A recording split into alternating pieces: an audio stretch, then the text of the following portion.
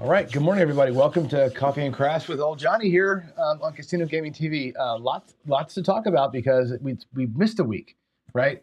I was here for a short time on Friday, little Q&A with y'all, and we can do some more of that today if you'd like. But I thought we'd just spend the morning catching up and talking about craps and all the failures that I just went through. If you were here with me like 10 minutes ago, and again, for those of you who watch the show on record, not live, this is going to sound weird, but just 10 minutes ago, I went out in the garage and I shot a little bit for a daily paycheck and got whacked really hard. And I think it's good. It's good to get beat sometimes. I don't like it, right?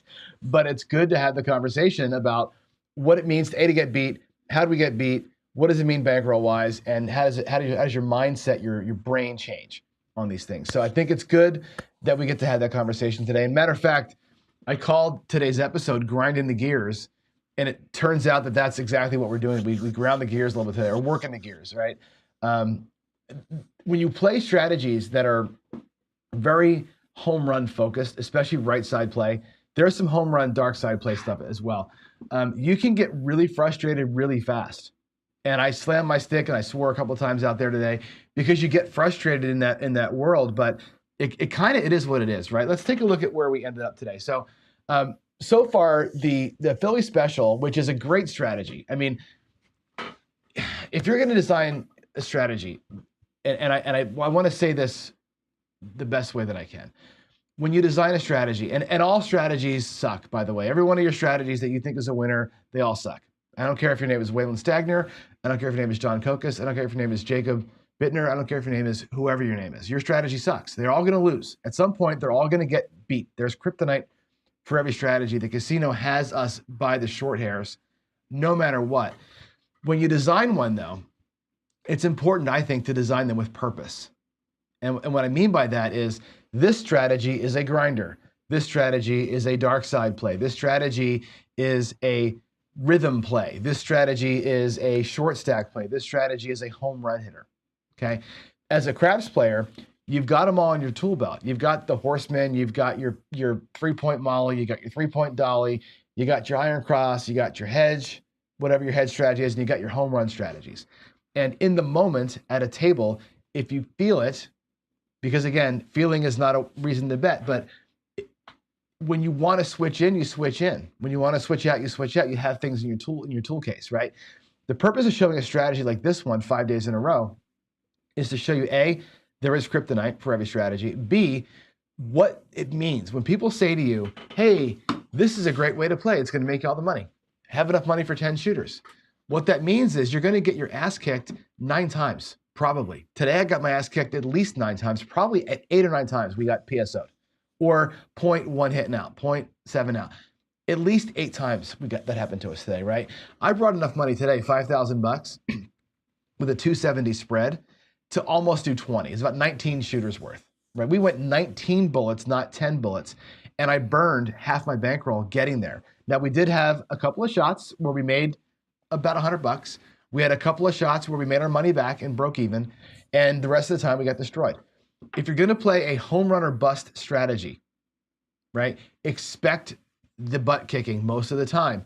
But that strategy had better hit a freaking home run when it happens. This week, you'll see it. At some point this week, I'm going to hit a home run with this thing. At some point this week, we're going to turn 270 into $5,000, right? It's going to happen. I guarantee it's going to happen because I'm going to go out there one of these mornings. I'm going to throw 30 on one of these shots, and we're going to make a fortune with it. You're going to go, oh my God, that's the best strategy ever.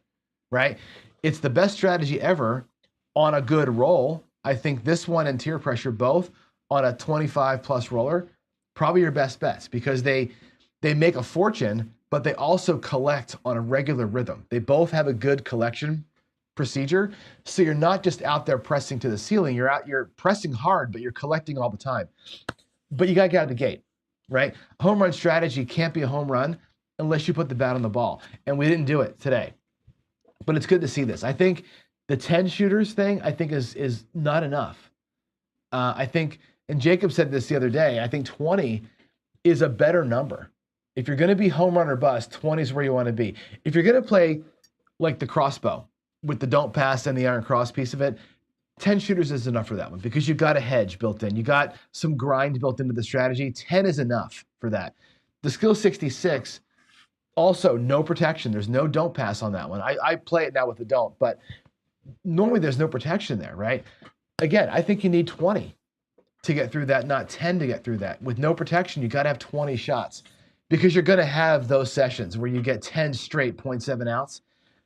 If I wanted to keep playing, I could have kept playing. I have another $2,500 sitting there to go for it, right? And that's part of our topics this week, right? Is a little bit about discipline when you get in and get out. Not so much when you switch strategies, but when you're in a strategy, when is your time to walk or change your rhythm of your pulls or your regressions? And I think that's an important bit.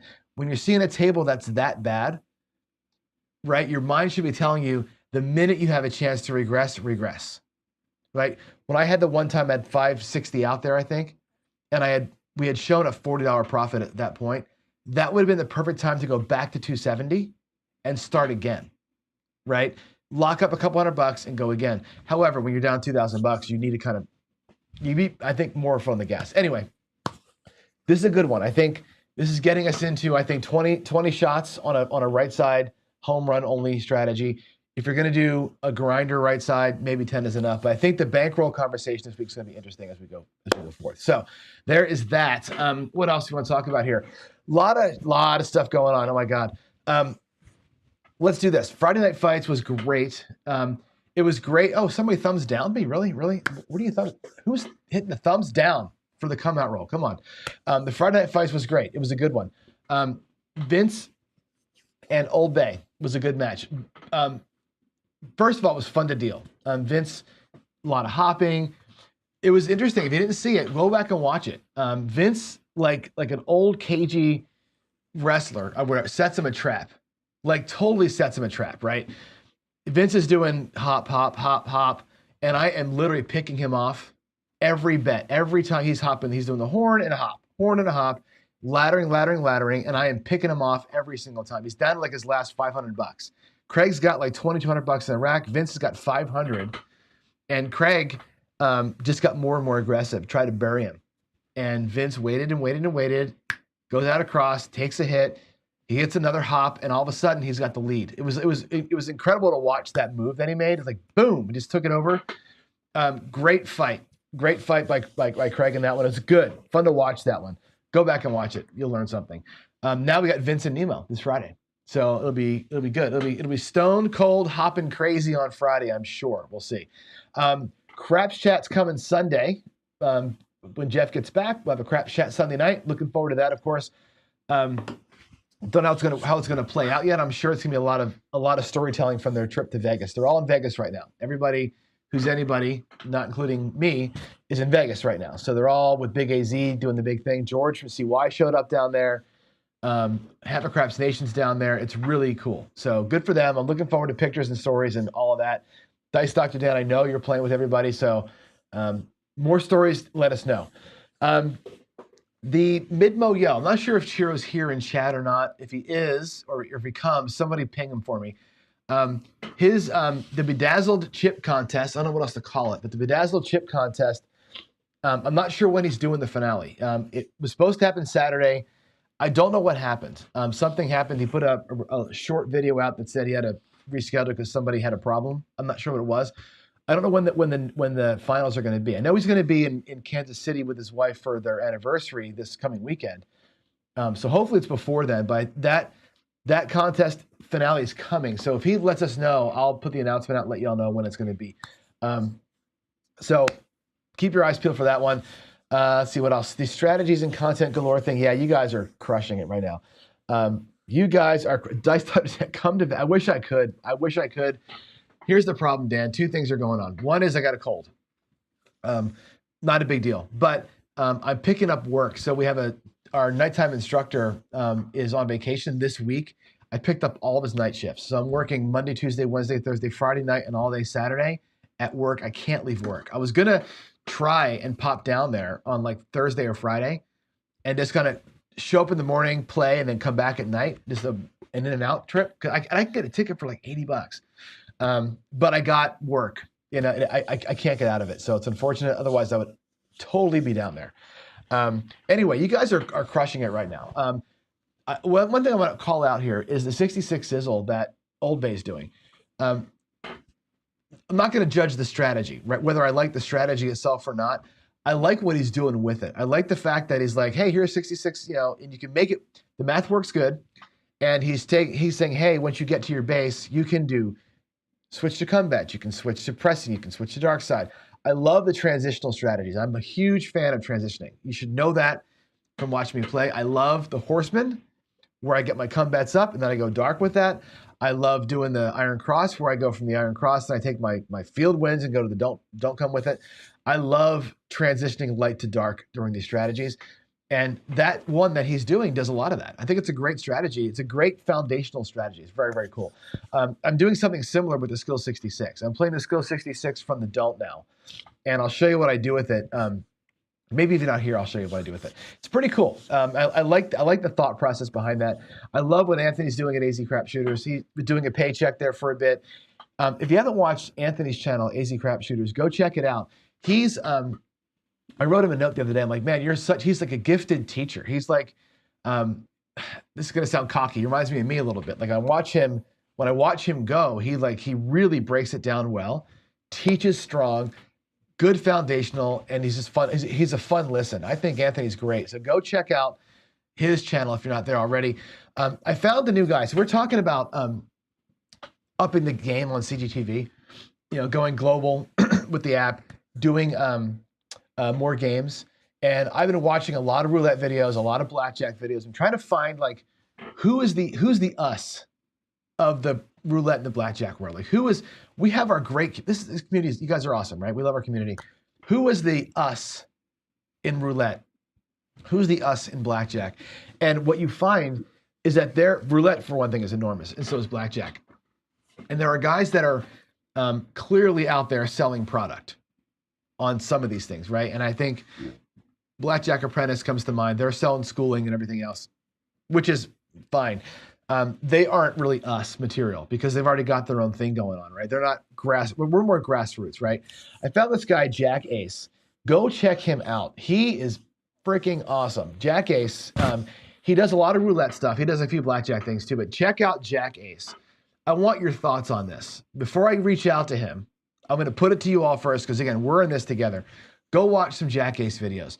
Another guy I call the Roulette Master. I like him a lot. He reminds me of Jeremy. Jack Ace reminds me of me a little bit. Watch how he teaches roulette and gambling. He's a mathematician, but he's not hoity-toity math guy, right? He's like reality. Let's go gamble. He keeps it real.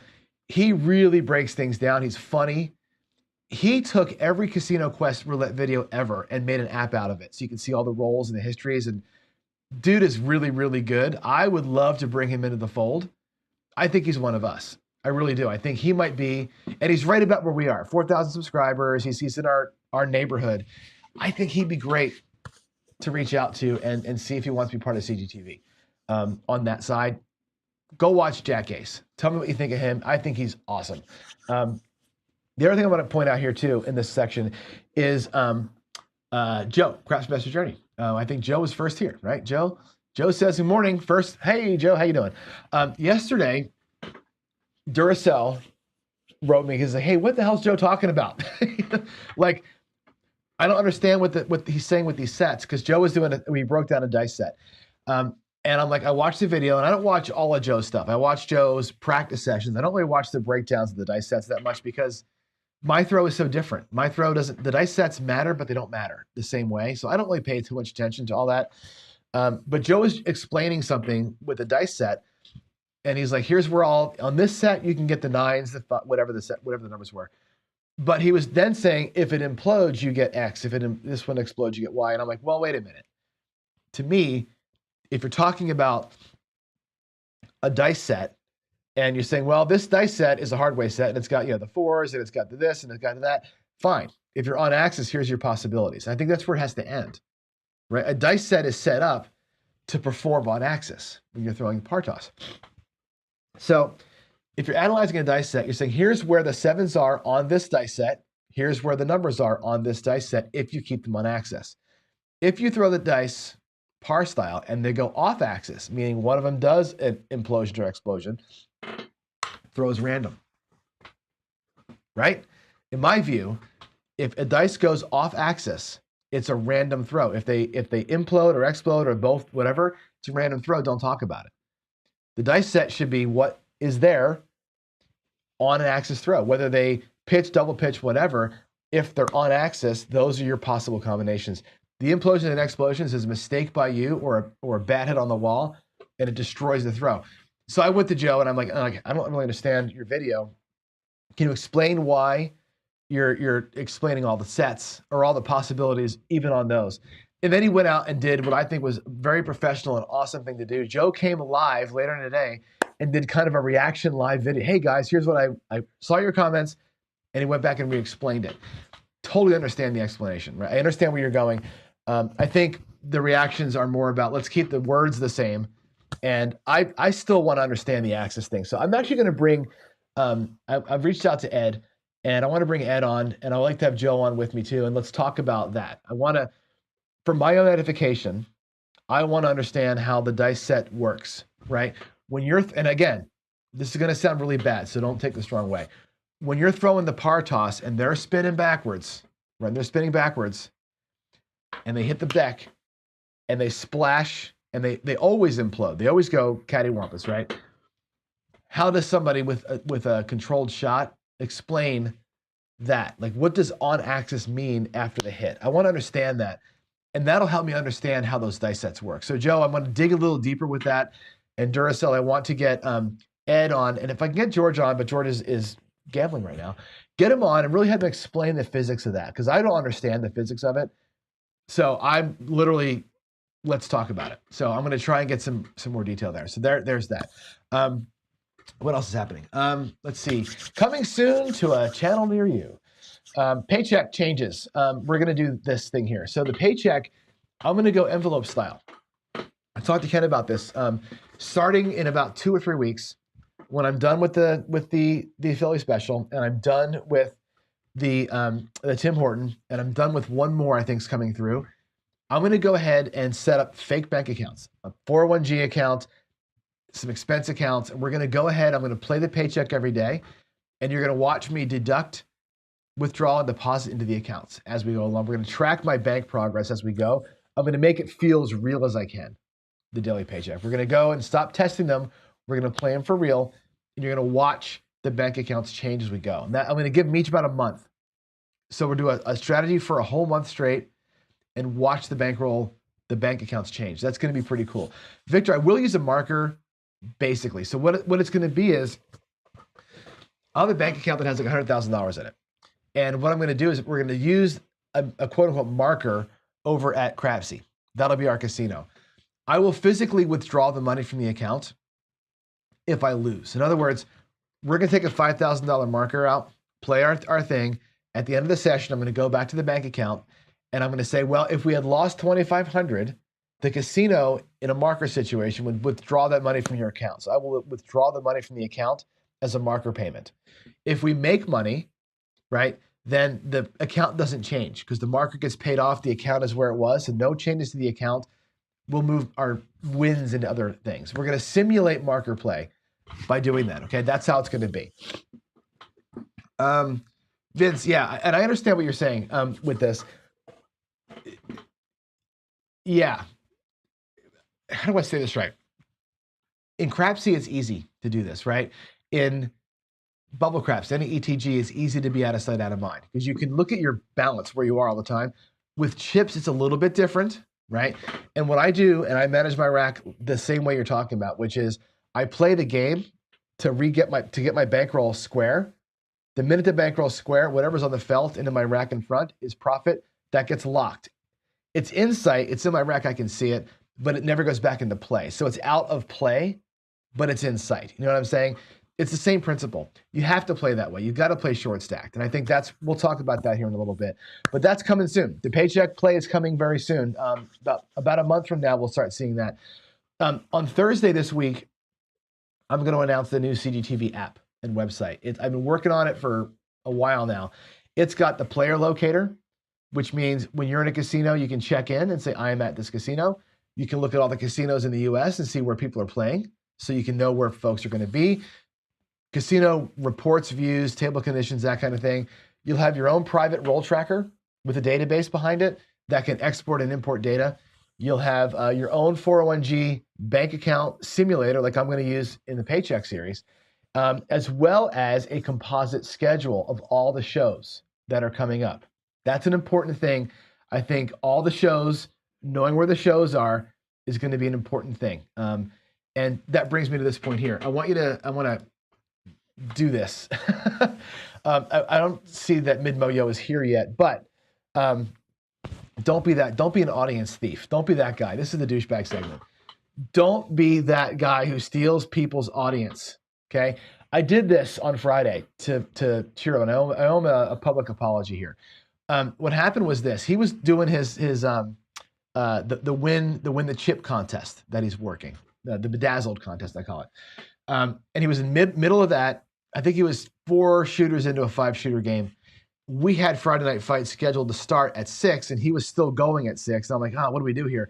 I went in, I was watching him throw, and I'm like, hey, I'm going to let you finish the roll, and then we'll go and start our show. Well, it was taking a long time, and I'm like, oh God, please hurry up. And then on the Friday Night Fight, everybody's saying, hey, he's going to be another hour. We can't be here for an hour. We have people waiting. I'm like, I got to make a call. So I went to his thing and I said, hey, in his chat, I said, look, I'm going to start the Friday Night Fight. Don't come and watch us. Watch us later. Finish up with Cheer, and then I'll see you later. Well, everybody left, and kind of brought his stream down to a kind of a grind, which was kind of a dick move by me. I didn't mean to do that. I just didn't want to have the people waiting for that show to start and the players that were there on time at 6 o'clock ready to play waiting an hour. So we got this weird thing where we were kind of colliding on times, and it sucked. I really felt shitty about it. I know Chiro didn't like that I did that, and it was a bad move, right? So I'm sorry. I think we should all be kind of cognizant of who's out there going live at a given time, and not on purpose, but let's try and be aware of that, right? I think that's a big thing. To grow the thing, we have to be able to kind of move around a little bit. So there's going to come a point in time where it's impossible. Where there's too many of us live at the same time, you'll have to pick your poison. But where we can, let's not. So what I've done is I've been working my tail off this whole weekend, writing an app that's going to let the app will actually go ahead and scan YouTube for all of us. I'm going to put all of our channel IDs in there. It's going to find where everybody's lives are, when they're scheduled for. So if you schedule a live, I will know about it. You don't have to tell me. I'll be able to find out on my own with the code that I wrote. It will fill out a TV style schedule where you can look at the time slots, see who's going at what time. There will be overlaps. You can't help the overlaps. There's no way to get around that. But at least tell you who's starting at what time. It'll give us kind of a nice bird's eye view of what's happening out there in the world. It's going to take us a minute to get it organized and make it feel like it's consumable, because it's going to be a lot of 20 channels, a lot to scroll through. But I'm working my tail off to make this right. So I will have the scheduler hopefully done by Thursday. Thursday morning show is going to be a walkthrough of the new Casino Gaming TV website, because again, the roll tracker is going to be there. The schedule is going to be there. A lot of new features there, a lot of tools for you all there. Now that we're doing the membership thing, right? I have time to do some of this stuff. So that's what's going to be. Yes, it'll be a TV guide, 100%. No, it'll be a 100% TV guide for casino games on YouTube. That's what it's going to be. It's going to be a TV guide. It looks just like a TV guide, like your TiVo guide, but it's all for us. So it will not be pre-recorded things. It'll only be for live streams. So if you have a live stream that like we do, you go to YouTube and you schedule a live for like tomorrow at 3 o'clock, it'll be in the TV guide tomorrow at 3 o'clock. So that's happening. It took me, I'm not lying to you, 9 hours yesterday to figure out how to poll YouTube to get the live stream schedules with the API and have it not cost us, because you got to pay for those requests. How to do it without cost. So I finally got it figured out.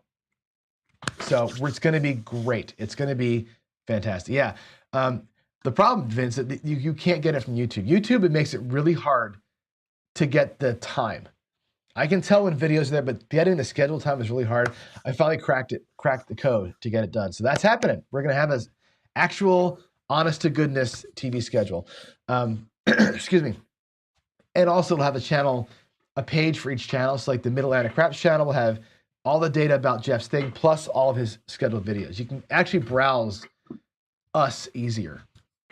So that's coming Thursday. So hopefully I can finish it up here this week, and Thursday we'll show it to you. And I'm super stoked about that. Yeah, so I found a way. I found a side way around it, basically. So there's a subscription that so YouTube works like this. When you query the YouTube API, you get 10,000 kind of points a month, or 10,000 units a month. Every query costs 100 units, right? So you do the math. You only get a few queries, really. And to poll YouTube is, hey, give me all of Anthony's and Jeff's and John. Every one of those is a lookup. And then when you get the list of videos, I got to look every video up. So you could burn 10,000 credits in one afternoon. I found a way to get the push notifications to me, like a phone. And now when you upload a video, I get the notification, which is free. I can look up the one video. If I don't already have it in my database, I can look up the one video and just get the start time for it. So I've got it working now. So I'm super, super cool, or super stoked about this. So there you go. That's all that. What else is happening? Let's see. I think this. No, we're not going to do that today. We'll do some DI stuff tomorrow if I can get Ed in. All right, let's move on. Where does it end? This is my question. Vince is talking about out of sight, out of mind. I talked about home runs earlier today. This is a question that kind of bugs me, and I work this in my brain like constantly. And I think we all should. Which is, when do you walk or pull out? Okay, and the question is this: I saw a guy on Facebook yesterday posted this. He's another one of these Facebook geniuses, but he says, I never lose. I never lose, and he says I double my bankroll every time I play. Like, okay, I got to read what's the magic formula for doubling your paycheck every single time and never losing? What is this thing? And although I think he's full of crap, I do think there's merit in one thing that he says. And this is going to be really a mindset thing for you all. And I want in chat, you tell me right now what you think of what I'm about to say. Okay, 1, goal per shooter, right? Or goal per session. There's your first thing. What this guy does is he does a goal per shooter thing. Okay, let me actually go table view. I'm gonna do this table with the thing. I'm gonna turn a light on. I want to show you this really quick and tell you what this guy does.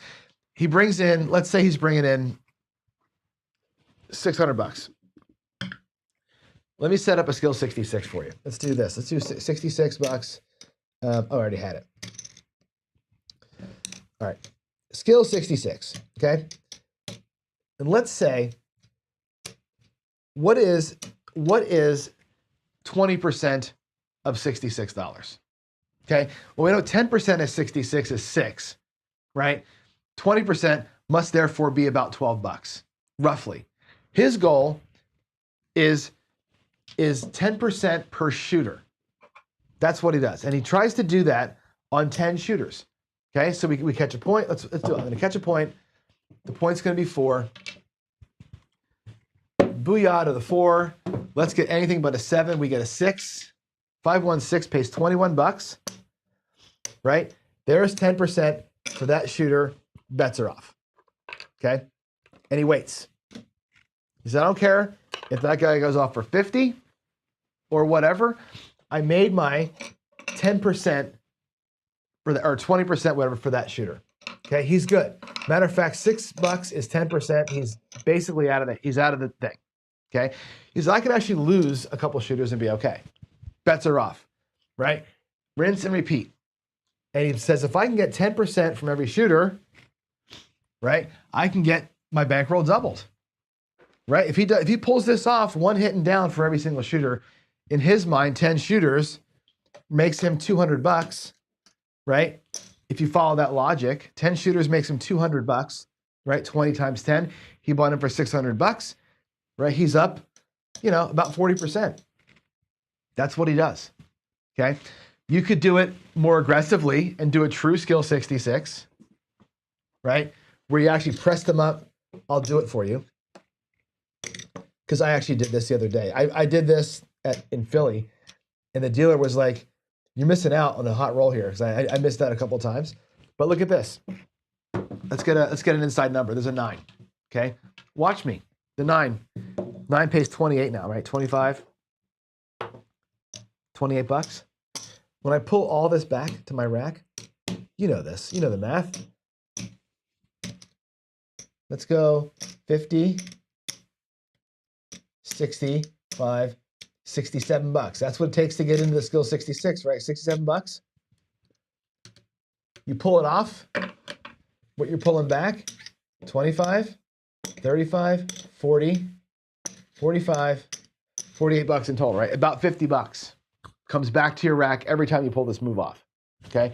It's a wonderful thing, right? If you can do that on 10 shooters, you buy them for 600 bucks, you do that 10 times, double your bankroll, right? When I was in Philly, I did this about 6 times in a row. That's how I got up early, right? I was up early in that one session. I was doing that over and over and over again. The guy's like, and I missed out on 2 really good shooters, right? But I was up in my rack, huge. I had a huge profit. And then I sat there and burned it all the way, as you know. That's a way to approach this, right? He's looking at a percentage win per shooter, not rolling the bankroll forever. Yeah? Versus taking that and saying, well, now that I got the 50 bucks, now I'm going to go ahead and play forever with the 50 bucks and try and earn 200 bucks on this shooter to get my session win. That's the Philly special style, right? Let's just hammer this damn table. The strategy's going to work by gum or it's not. We're going to make our whole bankroll play here, right? That's an interesting look and thing for you to think about. So in chat, I'm going to go back to my screen here. Come back in chat real quick. I want you to know, yeah, same as one I can't mess. Let's come back here. Let's come back to here and tell me in chat, oh God, that stupid light. I'm telling you, I need to get like an automatic thing here. What is it that you want to do? Right? Do you want a lock per shooter? Now, sometimes you're going to burn the 66 bucks because you're going to get PSO'd or whatever. That's built into your life, right? But if you can pull that move right there off, and I actually did this. I did that move right there. I took the 50 bucks and put it on don't pass odds and made extra. I was doing about 60, 70 bucks per shooter. If you can just every shooter, goal per shooter, you win all your money, right? Or you can let your strategy hammer, like we did this morning. I tried to make that thing just go, and you get burned. Philly special style. Again, that's a bar fight. You're gonna get your ass kicked or you're not.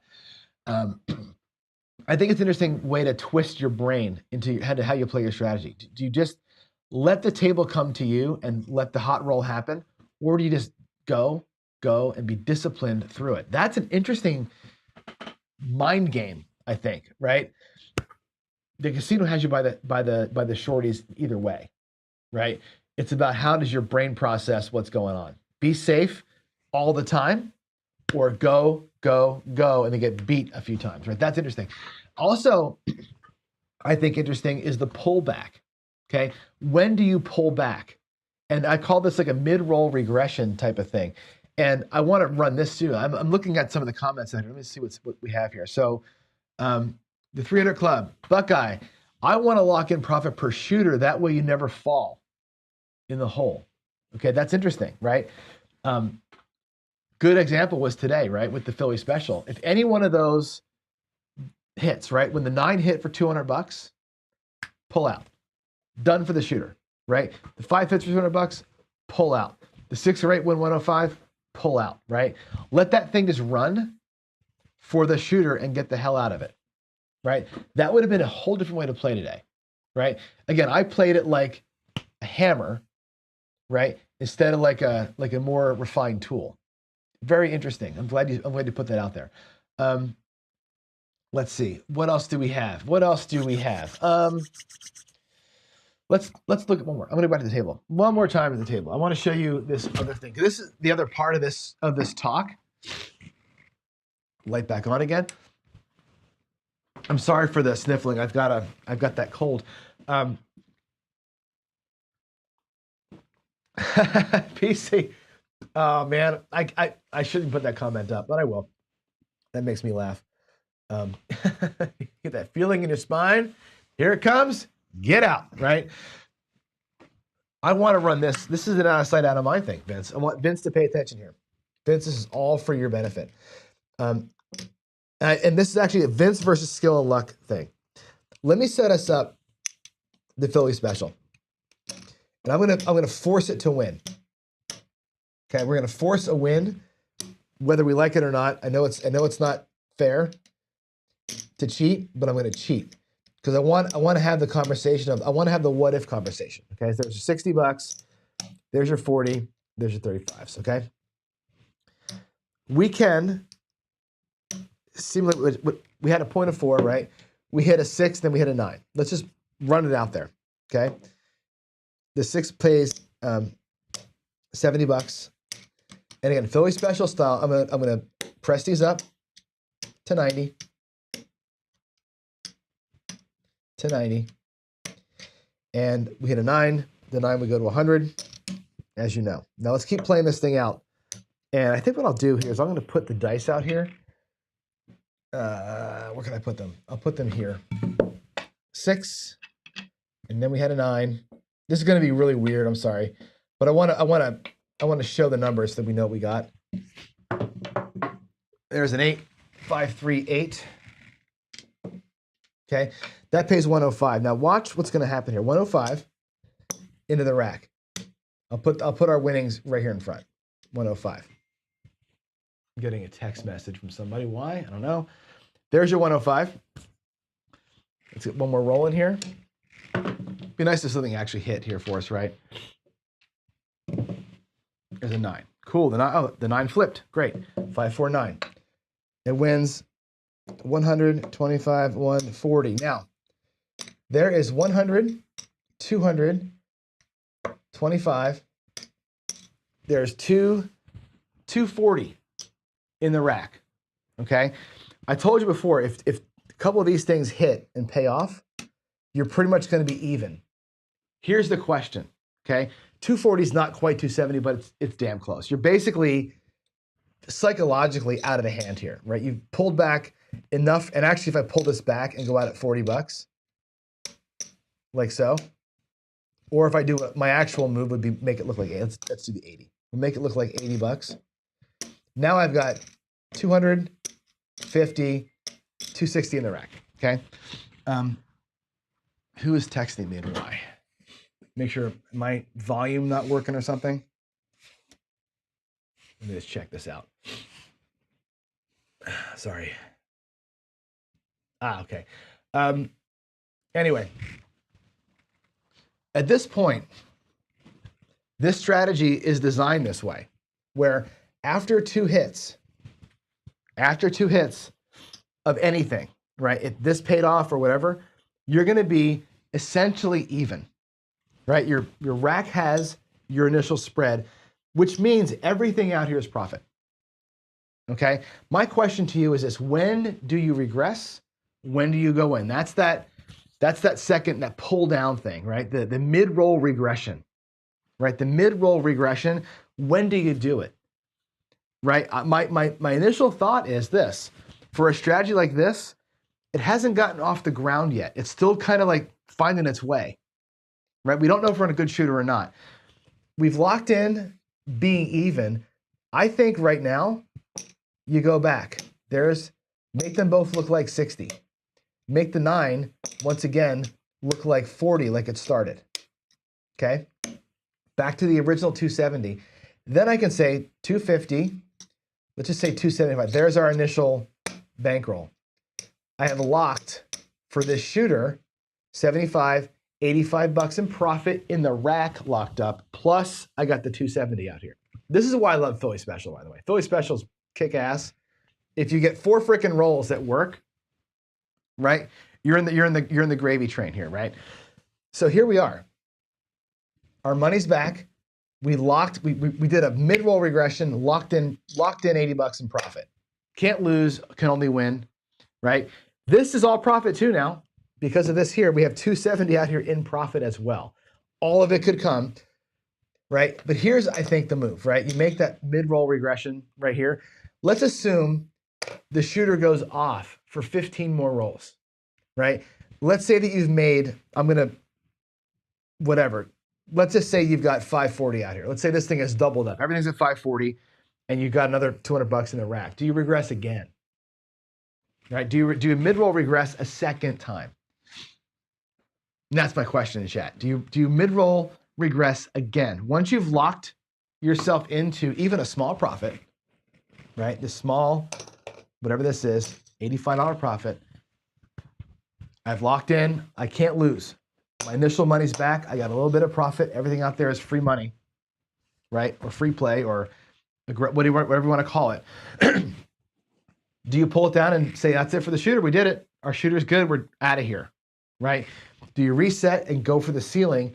Do you reset and go for it until some other level and then regress again? I think when you look at a hot shooter, and I think what can happen sometimes, let me get back over here again. I'm gonna turn the light off first this time. Come on. And I think this is where we all struggle. And I struggled here last week, which is you get to a point where my strategy worked. I get out of the hand, I have a little bit of profit, and I'm still out there playing. They go. And you start getting nervous. Like, okay, well, it's been, I locked up 70 bucks. That's great. It's been 10 rolls since then. My bets are all 500 and change, which is high, right? This is what we're playing for. The great shot. We're playing for that amazing once a day, 25, 30 roll guy, and you're in it. You're in it now. You're on roll 15, right? Do you pull back and mid-roll regress again, limit your opportunity for the sake of locking up profit, or do you just let it roll? Where does your roll? Where does it end for you? And I don't have an answer to that. This is why I say all crap strategies suck. At the end of the day, they all suck. And here's why this sucks. Because let's say I got my bets pressed up and I'm at 540 or 640 across because of all the good moves, all the great shots, right? I've got 200 bucks in profit. If I pull out of that hand and lock up the 500 bucks, I feel like a hero for the moment. And then the guy rolls another 30 rolls and I missed out on winning 5,000, right? If I leave it out there and the guy sevens out on the next shot, I'm an asshole because I left 500 bucks on the table, right? Your craps strategy sucks, and so do you, because there's no good way to do this, right? There's no good way to do it. But I want to know, what do you do? What is your mentality here? Because I know what my mentality has been. My mentality has been to get to a level, pull back half the level. So I'll go from 270 to 540, and I'll pull it back to 330. I'll take 330, go up to like, whatever, 980, and then pull back down to 750. I do like a half regress. Even then I feel like, man, I'm just leaving it out there, right? I'm leaving it out there, leaving too much out there, but I'm also missing out on these great rolls. And you want to play for the hottie. You want to play for the hot roll. When I was younger, I played, so much more conservatively than I do now. Now I'm more apt to stay, but tough deal, right? If you're always for the long roll, good luck, right? And that's what happened to me today, right? You're always in for the long roll. And again, the question's not, do you put your bankroll out there and hope for a long roll? The question is, and I want a Darksider specifically to you, because I put your comment there. Give me where you are. I know you play Darksider, right? But give me this right there. What we just did. We got out of the hand, right? I have 270 on the felt. I collected 350 into my rack, right? I got my 270 back. I've got profit of 80 bucks. My 270 is out there, right? I can't lose at this point. I can only lose out on opportunity. How hard do you go? How hard do you go? That's tomorrow. Tomorrow's whole show is going to be this. How hard do you go once you get to base? Once you get yourself back clean, how hard do you go to it? That's what I want to know. That is pure gambling, right? Vince says it right here, playing for the hot roll is pure gambling, right? Again, if you grind your way to being even plus profit, and then you go for the long roll, are you gambling or are you making an educated, informed decision to try and beat it? That's the question. That's really what I'm asking for. Not from the beginning of the hand, from the point of being even, classify yourself. Classify yourself, okay? I know, you're pulling money off all the time. A lot of guys that are paycheck grinders, right, always pulling that money off the table. I think that has been the story of my whole life. That's how I've always played, very conservatively. But there are times where you go, damn, man, I got like that first guy, right? We got our $20 for the shooter, out of sight, out of mind, off the table, and then you watch 30 rolls go by. And you're sitting there like a dumbass going, well, I'm just missing out here, you know?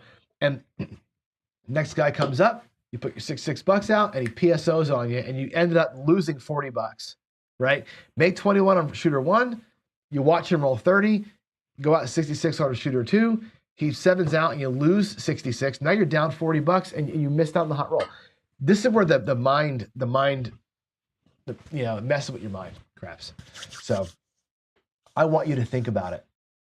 I want you to think about these things, okay? And tomorrow, the question for tomorrow is going to be, when do you go?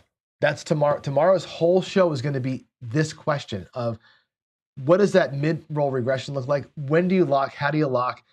How do you make sure that you're always collecting and you're satisfied with where you are? I think that's going to be, the separator between what kind of player you probably are and where your profit's going to be for your life. I think if you're too conservative, and I can prove this, you will lose over time slower, but you're still going to lose. If you're more aggressive, you're going to lose in big swings.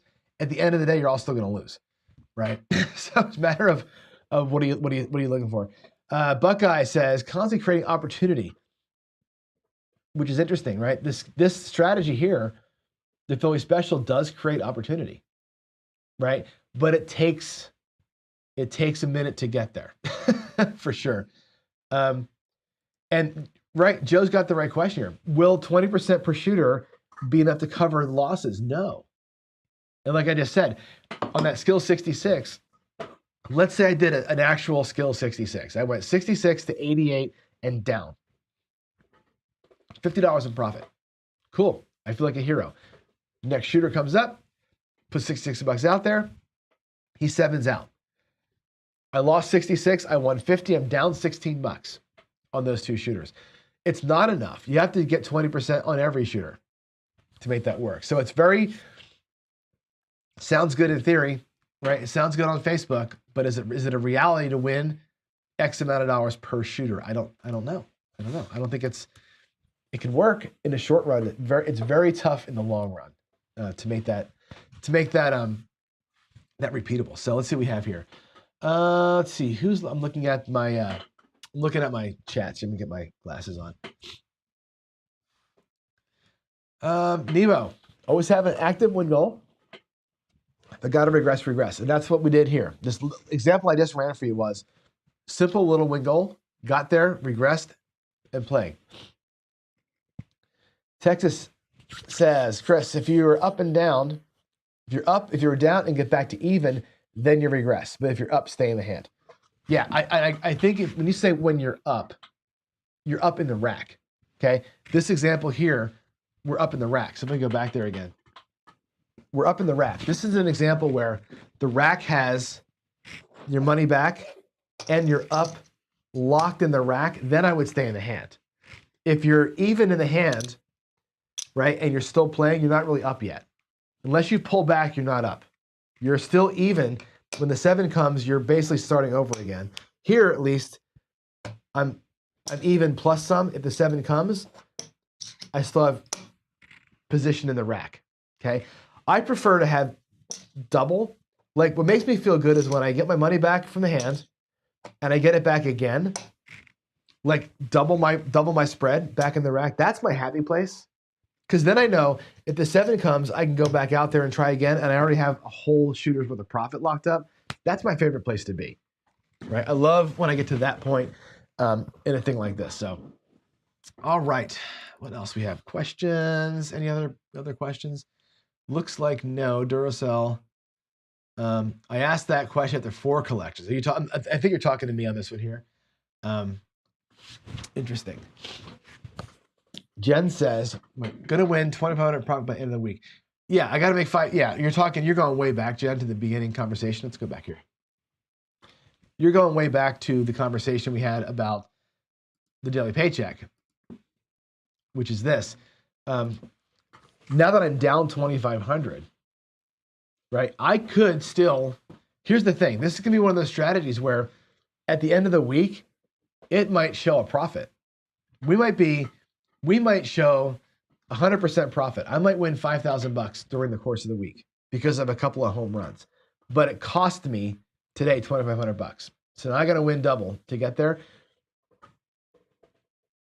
It's a mess. It's a mess in your mind to go through that. But that's the right side home run style. Right side home run style is lose, lose, lose, lose, bang, and hit a hottie. That's what it's going to be. So if it happens, it happens. Let's see. I think that's all I've got, guys. Victor also says something here. This is going back to my earlier question about the axis throwing stuff. He says it means your toss was square to the back wall and the dice came back on axis. Never happened in the history of dice throwing.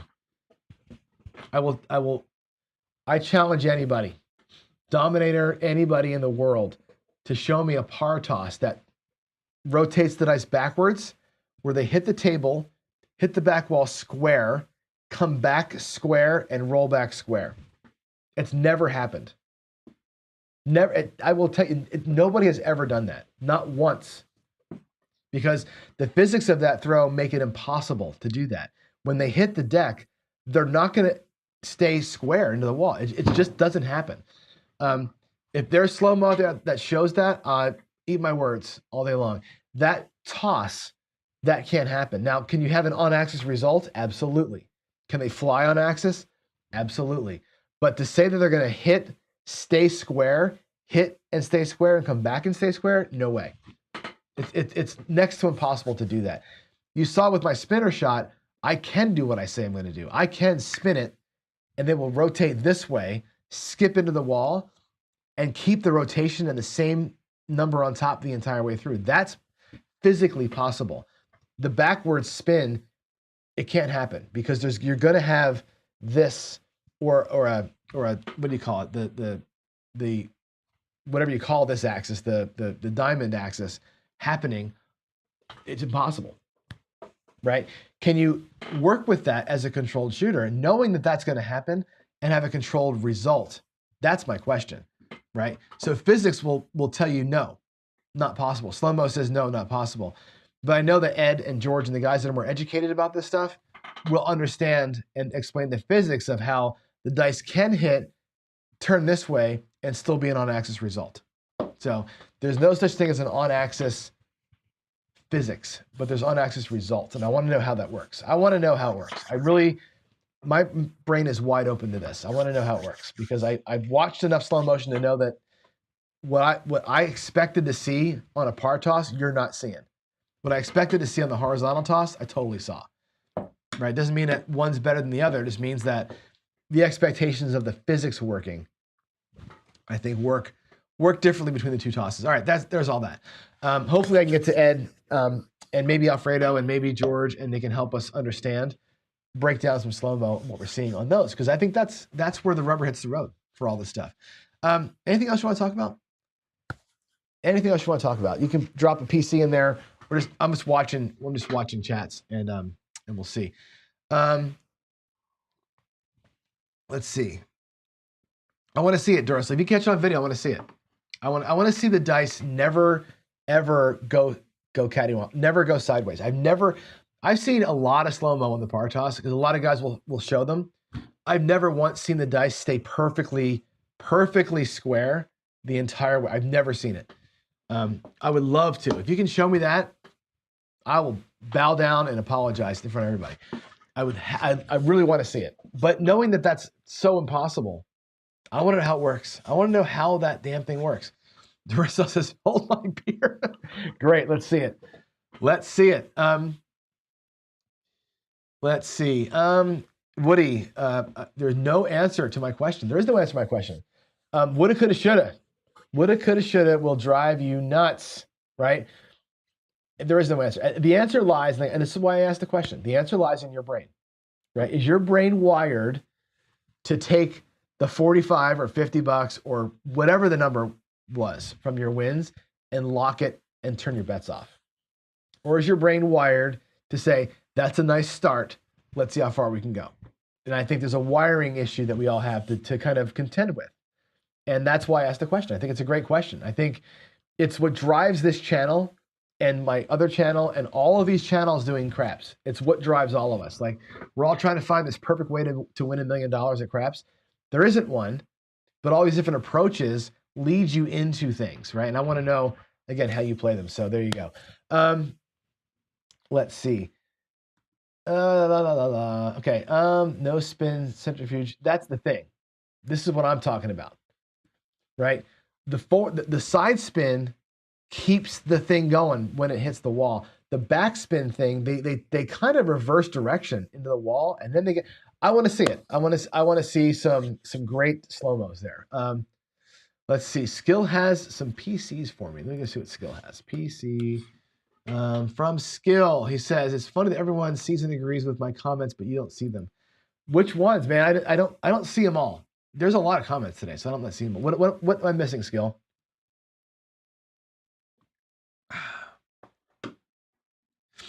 I think I can search for you. Skill.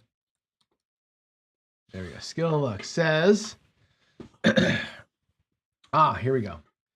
So you're not putting PCs in front. How can I find your stuff, Skill?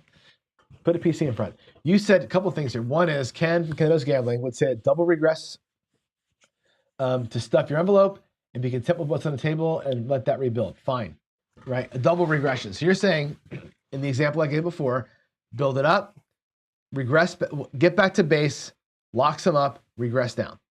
Do it again, regress down, then you're going to go. I get it. A double regression is totally fine. I think there's nothing wrong with a double regression at all. And then you got to keep collecting. I think the Philly special needs to have that first regression, and then it can go. I didn't play that way in the garage. Of course, I never got to the point where I had enough money to double regress, but I think in general, you need that first regression to be able to afford to keep playing. A guy like JB will tell you, if you build profit and regress back down, that's a scared play, right? You're basically buying yourself another chance at the role you're already in, is what he would say to that. There's some truth in that, right? If you stayed out there and the roll goes, you're missing out on a ton of opportunity by doing that regression. What it does is it's a short bankroll mindset of, I'm going to regress down to give myself one more try later. That's the point of a regression. It's not to lock anything up. It's hard, man, because you might be in the role. You might be in the role, you just don't know it. So it's very, very interesting. So I think that's pretty good. I think that's a good comment there. The envelope style of play is great. I love it. And I'm going to do it. The paycheck that I do is going to be envelope style. We're going to run multiple bankrolls and be really, really safe and conservative with our money as best we can. So there we go. Be content with your wins. And I'll leave you with this. The wins don't always come. Right? Don't go out there expecting to win. This is a loser's game. Okay? Sometimes you can do it. Sometimes you can do it really good, really big. But it's a loser's game ultimately. Our strategies are all going to lose. So go out there with that mindset, everybody. Just remember that. Remember that. Your strategy will lose the longer you play it. Casino's got us. And there we go. I'm out of here, guys. It's past 9 o'clock. I got to get to work. So good. I hope that was a good session for you all. Looking to get some more guests on here this week and see if we can get some of these questions answered from people who know more about the physics. Duracell, if you got slow-mo that shows perfection, I want to see it. I've never once seen it, and I've seen guys posting all sorts of, look at how perfect my toss is videos, and it's a disaster, right? It ends up on axis, but it doesn't, sure as hell doesn't bounce on axis. So I want to see it. I'm holding your beer. Bring it to me, baby. Let's take a look at it.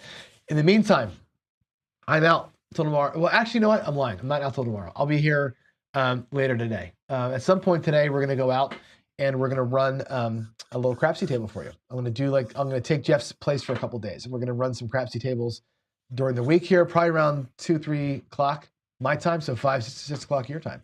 So I'll see you then. You all have a good day in the meantime, and that's it. I'll talk to you all later. God bless all you.